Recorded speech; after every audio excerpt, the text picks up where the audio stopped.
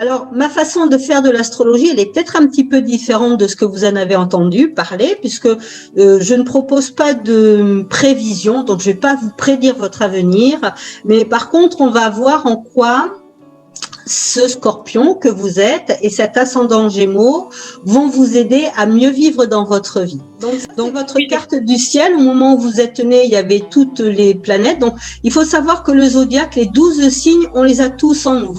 Vous êtes Scorpion, c'est ce signe-là, là, c'est ce petit, voilà, ça fait un petit M avec une petite queue qui remonte, ça c'est le Scorpion. Ça c'est votre ascendant, sur le, donc toujours de ce côté-là, on a l'ascendant Gémeaux, chez vous à 3,59 degrés Gémeaux. Donc, et tout ça c'est votre carte du ciel, c'est-à-dire au moment où vous êtes né le 25 octobre 1989 à 19 h, il y avait bien sûr des planètes dans le ciel et il y avait une configuration particulière dans le ciel et c'est cette configuration dans le ciel qui va déterminer votre carte du ciel. En fait, c'est pour ça que la carte du ciel, elle est toujours individuelle, elle est toujours personnalisée et c'est un peu comme si c'était votre carte d'identité céleste. En tout cas, on va voir les points essentiels qui vous préoccupent en ce moment et bien sûr, on va mettre en lumière ce qui vous préoccupe en ce moment et puis je vais essayer de vous donner des clés, des pistes de compréhension et même peut-être des petits outils énergétiques parce que je propose à travers mes consultations justement des outils énergétiques pour mettre en avant, mettre en place peut-être des résolutions plus rapidement. Donc, ce signe du Scorpion, en fait, il faut vraiment que vous compreniez qu'est-ce que c'est que les énergies du Scorpion et surtout comment elles vont s'actualiser dans votre vie, c'est-à-dire comment vous allez les rencontrer dans votre vie. Et c'est intéressant de voir justement dans votre vie où se situe une forme de passion et surtout, plus que de la passion, mais c'est où la vie est toujours vécue d'une façon très dense et très intense. Le Scorpion, il est dans le besoin d'intensité, et vous l'avez très bien exprimé, Elsa. Donc, quelque part, oui, il va inconsciemment, plus ou moins consciemment, et des fois totalement inconsciemment, créer des crises pour retrouver un petit peu la flamme de la vie. Il y a un besoin de se sentir désiré avec le Scorpion. Il a besoin de désirer des choses parce que justement, il a l'impression, c'est comme ça qu'il est vivant et il a besoin aussi d'être désiré. C'est comme ça qu'il a l'impression que pour l'autre, il est vivant aussi. Donc, ça, c'est très intéressant. Et en même temps, quand même, son défi, parce qu'il a un petit défi, le Scorpion, comme les 12 signes du zodiaque, c'est vraiment de se désidentifier justement par rapport aux crises.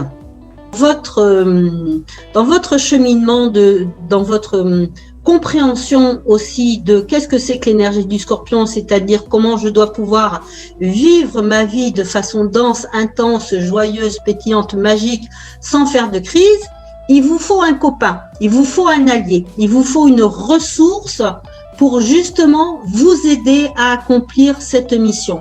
Et la ressource que vous allez avoir, vous, puisque c'est ça, c'est le but de l'ascendant. Ça va être l'énergie du Gémeaux.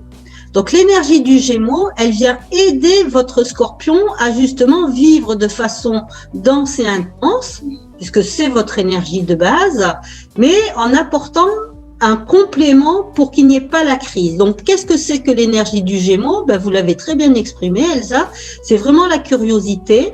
C'est ce besoin de faire plein de choses, d'être très ouvert au monde. Le Gémeaux, c'est aussi la communication.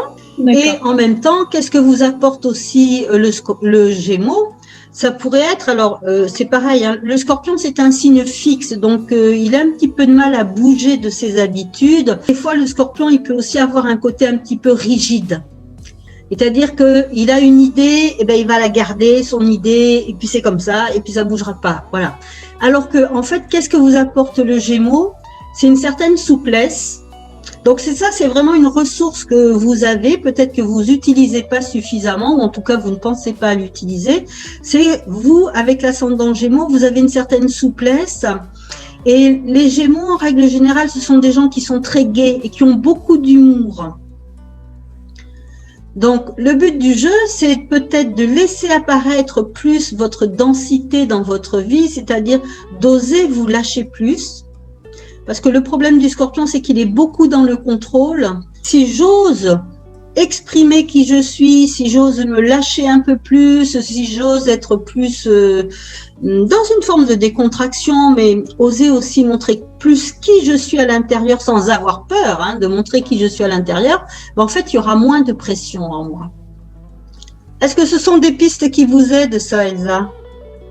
En ce moment, oui. Est-ce qu'il y a un secteur de votre vie qui vous préoccupe particulièrement en ce moment? Est-ce que vous avez vraiment une question particulière par rapport à un secteur? Pour être honnête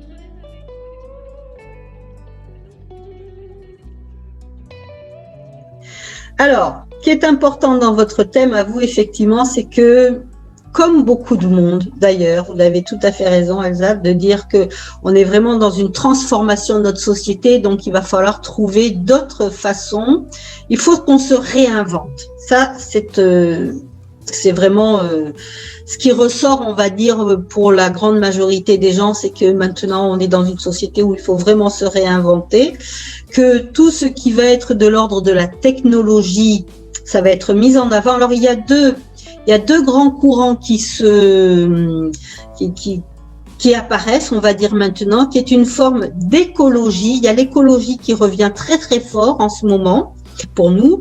Et puis, il y a tout le secteur informatique, justement, puisque nous allons être sûrement, ce sera peut-être pas, je l'espère que ce sera la dernière fois, mais on n'en sait rien si on est plusieurs fois confinés et que on va devoir développer des technologies pour communiquer les uns avec les autres, avec nos familles, etc., etc. Parce que vous avez Uranus en ce moment qui est opposé à votre secteur donc d'activité. Donc, faut savoir que, alors c'est un peu compliqué. Vous avez vu par rapport à la carte, mais vous avez tout à fait un secteur d'activité dans la Balance, et la Balance c'est le signe de l'esthétique. Donc, on n'est pas étonné quelque part que vous soyez attiré par ce genre de domaine. Néanmoins. Et depuis maintenant, c'est vrai, depuis peut-être même l'année dernière, il y a une possibilité de remise en question de votre travail. Donc, ce n'est pas forcément d'abandonner votre travail, mais c'est de lui donner justement une autre forme et une autre structure. Et comme vous avez un thème vous avez quand même 1, 2, 3, 4 planètes en secteur 6, qui est le secteur justement des thérapeutes, vous avez une capacité, et peut-être ça aussi, avec cet ascendant Gémeaux, vous ne l'avez pas encore exploité, mais ça serait une possibilité de soigner, de guérir par la parole. Un petit peu ce que je fais avec vous, en tout cas. C'est pas tout à fait le même système, mais en tout cas, c'est un petit peu l'idée que je veux vous proposer. Et puis, vous avez aussi un soleil Pluton, donc Pluton c'est quand même le maître du Scorpion, en Scorpion. Donc chez vous, il y a une grande capacité d'aider les autres à se transformer. Mais en partant du principe que si vous êtes privé à cause des confinements de cette capacité d'aider les autres à se transformer physiquement, comment vous pourriez quand même garder ces facultés que vous avez et donc quelque part aider les gens à se transformer, mais différemment. Donc, comme vous êtes ascendant Gémeaux, j'ai envie de vous proposer un petit exercice de type énergétique, mais de façon très simple. Donc oui, j'ai vu que vous aviez de quoi noter, c'est parfait. Je vous invite vraiment à prendre des notes, mais c'est très très bien ça. Mais ça, c'est les Gémeaux, ça. Les Gémeaux, ils notent et c'est parfait. C'est très bien. On peut rien vous cacher, hein. Non, ça veut dire que vous êtes impliqué, c'est parfait, c'est bien d'être impliqué. Oui, quand on fait un travail de développement personnel, c'est presque 80% du travail, c'est vous qui allez le faire. Moi, je vais vous donner des outils, bien sûr, mais vous, après, derrière, il faut vraiment le faire. Alors, je ferai un petit peu ma maîtresse d'école, je m'excuse, je viendrai des fois vérifier un petit peu ce que vous avez fait, mais en tout cas, oui, c'est très très bien. Donc, je vous félicite déjà de votre implication. Donc, si vous voulez bien, puisque vous aimez apparemment écrire, eh bien, je vais vous inviter justement dans un petit carnet, vraiment quelque chose, voilà, un petit carnet qui vous fera plaisir. Vous pouvez lui donner encore un petit nom humoristique à votre petit carnet, carnet de crise, voilà, ou je vous laisserai donner le nom que vous voulez, et où vous allez noter effectivement donc tous les signes avant-coureur, tout ce que vous avez identifié comme signe avant-coureur qui vient un petit peu dire « Ouh là là, je vais peut-être faire une crise ». Donc, essayez de voir les moments où peut-être ces crises-là soit apparaissent, soit quand vous avez vraiment la sensation et les ressentis que la crise va arriver. Peut-être que vous pouvez faire des listes, vous pouvez vous amuser à faire des listes en disant oh là là, ça c'est vraiment un travail d'observation de soi-même et de dire et peut-être même de vous remémorer les différentes petites crises qu'il y a eu dans votre couple et de voir si ça démarrait toujours de la même façon. D'accord. Est-ce qu'il y a un élément déclencheur de la crise?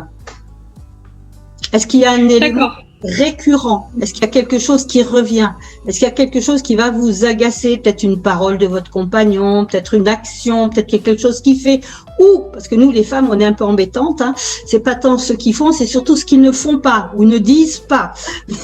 Oui, c'est ça, on est très exigeantes, hein, nous, les filles. Hein. C'est compliqué, hein. Les garçons sont beaucoup plus simples, donc ils sont beaucoup plus linéaires. Mais nous, effectivement, on va être attachés des fois à des petits détails de rien du tout.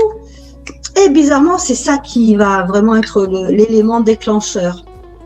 Donc ça, vous le faites quand vous avez 2 minutes à vous. Bon, ben là, on est en confinement, donc vous aurez peut-être le temps, justement, de le faire. C'est vraiment un travail d'introspection. Pour le moment, ça vous semble un petit peu flou, ben c'est tout à fait normal. Elsa, je vais vraiment vous proposer donc d'essayer d'observer, de vous observer, mais bon, même dans le présent, si c'est plus facile pour vous d'observer dans le présent et de sentir quand effectivement il y a des petites crises qui viennent. Donc de noter vraiment, de prendre un petit moment pour vous et de noter quels sont les signes avant-coureurs, comment vous vous sentez au niveau du corps, parce que c'est vraiment votre corps qui va vous indiquer si vous êtes dans un état de tension ou si vous n'êtes pas dans un état de tension. Donc, essayez vraiment de noter ça au niveau de ces petites crises, on va dire personnelles. Et puis, on va utiliser aussi un peu le même style de système pour vraiment éclairer, apporter de la clarté au niveau éventuellement d'une reconversion. Alors j'emploie le mot reconversion, mais ce sera peut-être pas une reconversion radicale, bien sûr, mais d'une transformation en tout cas au niveau de votre profession. Quelles ouvertures vous pourriez trouver pour votre profession? Quelles nouvelles pistes vous pourriez mettre dans votre profession pour effectivement amener peut-être une autre clientèle ou vous diversifier? Et là, c'est pareil, je vais vous proposer aussi d'écrire un petit peu toutes les idées à ce moment-là qui vous viennent. Et donc, dans un mois, on se revoit. Et puis, à ce moment-là, on en reparle. On voit un petit peu comment ça se passe, toutes les idées que vous avez eues. Donc, on fera un décryptage par rapport à ces petites crises et ces symptômes au niveau du physique. Excusez-moi. Et puis, on fera aussi un travail de rétrospection, de rétrospective par rapport à votre système professionnel. Voilà, je pense que ça peut être intéressant d'évoluer en tout cas dans ce sens-là et d'appliquer ces petits exercices que je vous propose. Bien, merci beaucoup Elsa. Je vous dis au mois prochain. Et voilà, passez une très belle journée. Merci beaucoup. À bientôt. Au revoir. Merci, France. Au revoir.